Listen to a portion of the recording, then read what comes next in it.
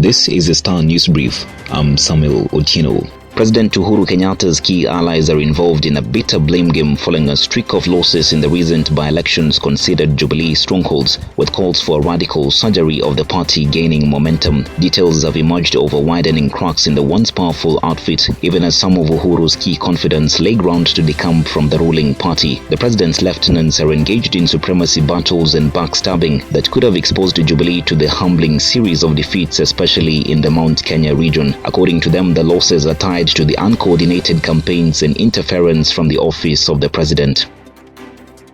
A copy of the Star by subscribing to our e-paper for only 10 shillings by dialing *550*3#.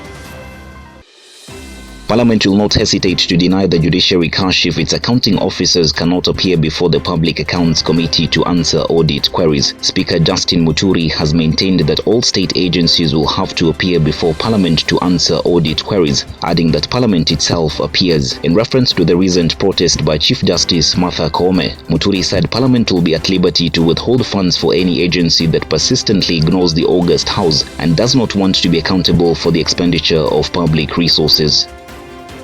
Opposition Chief Raila Odinga has for a third time taken Kenyans through his industrialization agenda, believed to be his economic transformation blueprint if elected president. Raila, who has of late been giving Kenyans a sneak peek of his transformation agenda, said industrialization remains critical in restoring the country's economy, which he noted has overdepended on imports from other countries. The ODM leader said Kenya's ability to manufacture most of the essential commodities lies in the radical shift that will see a mix of skills and knowledge inculcated in the local youths.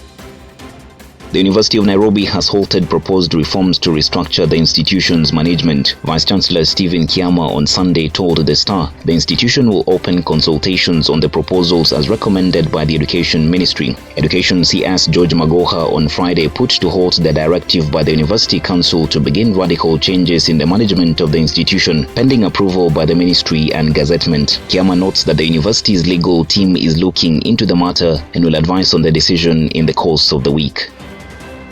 The ban on single-use plastic has succeeded by 93% since it was enforced in 2017, Nema has said. Nema Director General Mamo told The Star that single-use plastic bags have been eradicated in some counties. Before 2017, about 100 million plastic bags were used in Kenyan supermarkets every year. A ban on the production, sale, importation and use of plastic carrier bags came into effect in August of that year. Being found with a plastic bag in Kenya attracts a fine of between 2 and 4 million shillings or a jail term of 1 to 2 years or both.